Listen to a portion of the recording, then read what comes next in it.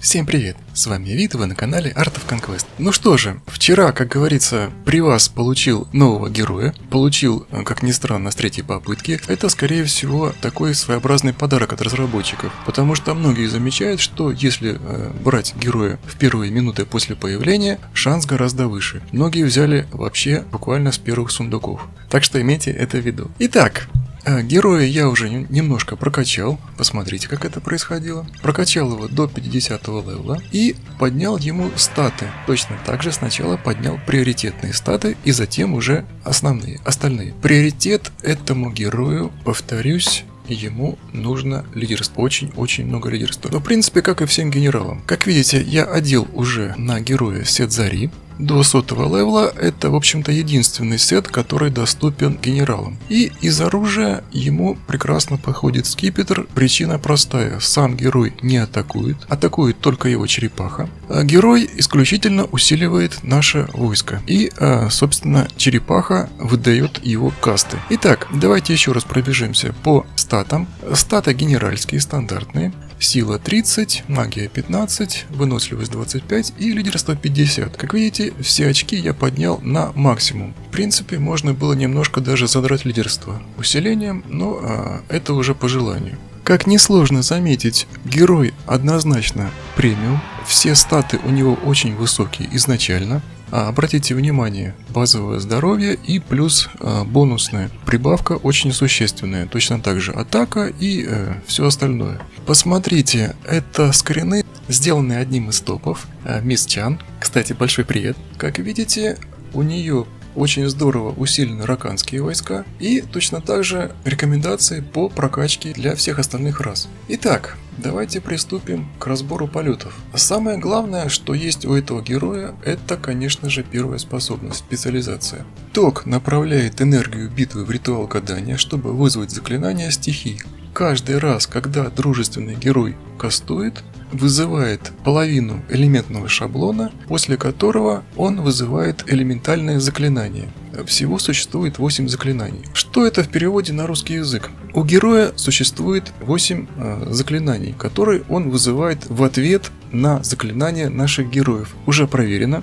Вражеские герои не участвуют в сборе заклинаний, только наши, только те, которые есть у нас в войске. После 2 заклинаний Ток кастует ответное свое заклинание, случайным образом выбирая из своего шаблона, из своего списка. Причем, если мы прокачаем последнюю способность, сейчас мы до этого доберемся, последняя способность как раз и, во-первых, включает возможность запуска сразу 2 заклинаний с определенным шансом. Может сработать заклинание Инь, а может сработать заклинание Янь. Но у первого шанс ко второму 4 к 1. То есть шанс срабатывания Иня перед Янем в 4 раза больше. Янь, соответственно, мощнее. Итак, быстренько пробежимся по заклинаниям, которые могут быть вызваны. Небо или черная дыра. Черная дыра длится 4 секунды. И при прокачке последней способности, вот этой, существует вероятность продления дыры либо на 6, либо на 8 секунд. Причем во втором случае со значительным увеличением дамага. Очень мощные заклинания. В общем-то, они все у него мощные. Дальше. Это лечение. Появляется некая воронка в центре дружественных войск и лечит наши войска. Опять-таки две позиции. Увеличение лечения, либо мощное увеличение лечения. Огненный дождь. Точно так же 6 огненных шаров и увеличение до 12 и до 24. Плазма Страйк – это молния, вызывается в базовом случае 3 молнии и либо при срабатывании Иня и Яня 5 или 7 разрядов молнии. Дальше Винд – это полностью аналог Винда Мастера Йипа. Ток запускает заклинание, при котором дружественные стрелы летят очень быстро и наоборот вражеские тормозятся. Точно так же опять-таки две позиции. Простое увеличение силы и очень мощное увеличение силы. Дальше идет Ветер. Это аналог нашей Аврилки. Это 14 огромных градин. И при Ине или Яне увеличение до 20 или до 50 градин. Метеоритный дождь. 2 огромных метеорита. И опять при Ине и Яне либо 3 метеорита на 4 секунды, либо 5 метеоритов на 6 секунд. И землетрясение. Это полностью аналог соответствующего заклинания Гана. вызывает землетрясение в центре некой области на 4 секунды. И опять-таки при ине и яне увеличение урона и длительности до 6 секунд, либо огромное увеличение урона и длительность 8 секунд. Как видите, в любом случае способность янь повышает резко эффективность заклинания. Напомню, за способность янь отвечает именно вот эта вот способность. Состояние дзен. Все заклинания и способности Divination гадания вызываются хаотично, то есть может быть вызвано любое заклинание из 8 возможных. Давайте пробежимся по следующим способностям. Ясновидение. В общем-то здесь все крайне просто. Резко усиливает эффективность особой способности гадания. При полной прокачке мы, грубо говоря, в 2 раза усиливаем эффективность этих всех заклинаний. Дальше. Мастерство черепахи и тяжеловес. Их мы рассмотрим чуть позже. Эти 2 ветки исключительно для раканов, для раканского войска. Мастер фэншуй. Эта способность пригодится в основном ПВПшникам. Ток использует всю местность в интересах своей армии, увеличивая на определенной местности некоторые показатели. Это мораль на траве, уклонение на снегу и в пустыне усиление магии. На всех остальных местностях сопротивление физурону. Соответственно, лидерство усиливает эффективность. В зависимости от того, где мы находимся. Допустим, на снегу у нас будет выше уклонение, либо в пустыне у нас будет сопротивление магии. На траве будет резист к падению морали. Пророческий транс. Точно так же на силу влияет лидерство. После основного каста нашего героя он начинает очень быстро бить в барабаны, при этом все наши войска получают огромный бонус к урону, к скорости атаки, повышается их здоровье всех дружественных юнитов на целых 10 секунд на процент прокачки. Чтобы совсем вам жизнь медом не казалось, эта способность срабатывает только 3 раза за бой. Причем первый раз способность максимальная, затем эффект от нее половинный и дальше эффект только треть от первоначального. 4-й раз бонуса уже не будет. Фактически по опыту использования 4 раза за бой он не успеет кастануть. Но тем не менее, давайте рассмотрим эту способность в действии. Вот он наш герой. Герой, напомню, сам не атакует. Он действует исключительно как усилитель нашего войска. Плюс он срабатывает в зависимости от кастов наших героев, причем активных кастов. Если у вас все герои пассивные, ток смысла вам не принесет. Итак, ставим героев, которые кастуют активными кастами. Очень выгоден, повторюсь, я уже говорил это, очень выгоден в данном случае товарищ Враксий. Дело в том, что касты у него идут один за одним, нам не придется ждать. Для тока существует построение, кстати. Оставьте его всегда в самый конец. Герой, напоминаю, сам не атакует. Запускаем. Первое заклинание. Обратите внимание. Загорелся значок у тока. Второе. И срабатывает какое-то заклинание из шаблона. После этого, обратите внимание, ток быстрее бьет в барабаны, и наши войска получили огромное усиление к своим скиллам. Причем в это время существует откат у заклинаний тока. Давайте я прям продемонстрирую это в действии. Если мы запускаем каст во время срабатывания способности тока, он не будет учтен. Ток в это время занят. Давайте продемонстрируем. Итак, первое заклинание, второе заклинание. Как видите, хаотично вызываются заклинания, на этот раз метеориты. Вызываем третье. Видите, оно не сработало. Ток в это время занят усилением наших войск. В это время наши войска работают как сумасшедшие. Дальше. Запускаем. Пошло заклинание. Запускаем.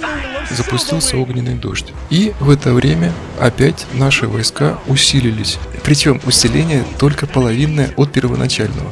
Это следует учитывать. И давайте рассмотрим, что нужно качать герою. Как уже говорил, одел на него сет зари, сет для генералов. И этому герою очень важно лидерство. Соответственно, поднимаем его в первую очередь побрякушками и чем только сможете. В этом случае идеально подходит золотой лик. И так как герой сам не атакует, обязательно усиливайте ему защиту. Для первого заклинания единственно требуется мана и сила. В принципе, сет зари эти значения дает с избытком. Почему я и повесил на героя скипетр, он как раз таки усиливает атаку. Я не зря начал рассказ с этих способностей. Рекомендую их и качать в том же порядке. Сначала рекомендую прокачать состояние дзен. Резкое увеличение эффективности вам гарантировано. Причем шансы где-то 50 на 50, что они включатся, очень высокие. Дальше однозначно для всех раз качаем ясновидение. Оно просто повышает эффективность основного гадания тока. При полной прокачке эффективность увеличивается почти в 2 раза. Согласитесь, очень неплохо. И для всех без исключения раз очень полезно будет именно усиление нашего войска после заклинаний тока. Согласитесь, при максимальной прокачке на 18% усилить урон, атаку, скорость атаки и здоровье наших войск на целых 10 секунд — это огромный плюс к нашим шансам на победу. Это прекрасно подтверждается результатами сражений в Колизее.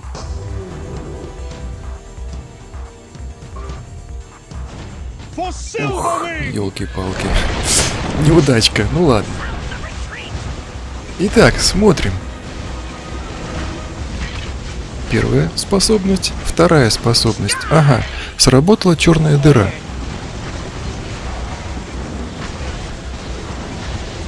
Наши войска получили усиление скорости атаки и так далее. И смотрим за током. Опять первая способность, вторая способность. Ага. Сработала молния. И опять-таки наши войска получили усиление атаки. Смотрим дальше. Так, что у нас? Метеоритный дождь вызвался. Итак, как видите, даже при заведомо очень невыгодном соотношении сил, именно за счет тока я получил победу. Согласитесь, неплохо. Не было бы тока, победы бы мне в данном бою не видать однозначно. Итак, что же качать для раканов? Для раканов существует 2 отдельные ветки. К сожалению, с ограничением 120 очков прокачать все не получится, придется чем-то пожертвовать. Давайте посмотрим, что нужно качать для раканов. Давайте сразу прыгнем на раканов. Идем в город, заходим в замок, сменить расу. Раканы сменить.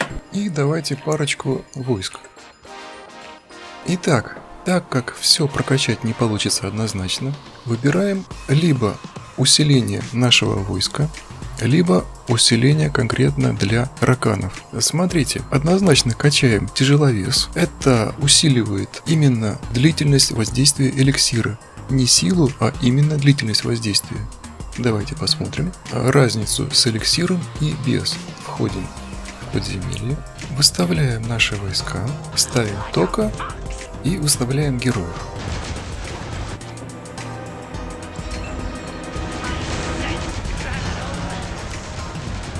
Длительность стандартная. Теперь, что произойдет при прокачке?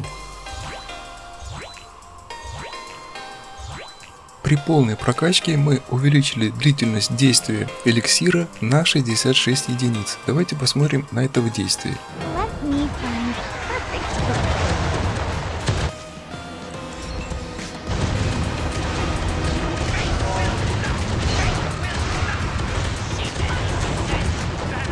Обратите внимание на длительность эликсира. Как нетрудно заметить, длительность гораздо выше. Поехали дальше. Следующая способность касается черепахи. Вообще, черепаха — это мега полезная зверюга для раканов. Эта способность как раз и усиливает скиллы, ради которых и так часто занимают черепаху. Во-первых, увеличивается собственная атака и здоровье черепах. И во-вторых, увеличивается сила их боевых барабанов. Полностью эффекты увеличиваются на длительность прокачки. Смотрите, усиление способности мастерство черепахи. Мы, во-первых, усиливаем боевые барабаны и усиливаем активную способность. Это мега полезное заклинание, во-первых, для раканов и, во-вторых, для всех тех, кто планирует брать черепаху взаймы. Давайте прокачаем эту способность.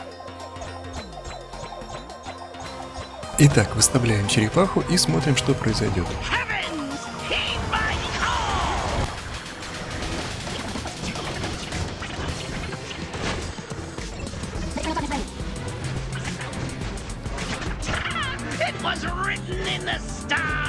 И для раканов усиливаем остальные способности. Точно так же поднимаем шансы. И оставшиеся очки вкладываем, во-первых, в боевой транс и в усиление гаданий. Вот как-то так. Герой вышел без шуток замечательный. Из дальнейшей прокачки я крайне рекомендую поднимать герою на максимум лидерство. Лидерство для героя крайне важно. Из оружия очень неплохим вариантом будет повесить на него кинжал мгновения. Будет прекрасным выбором, поднимает все статы. Если не хотите обойтись скипетром, выбирайте именно его. А на сегодня все. Спасибо, что досмотрели до конца. Подписывайтесь, ставьте большой палец вверх, мне будет очень приятно. Всего доброго, до свидания, до новых встреч.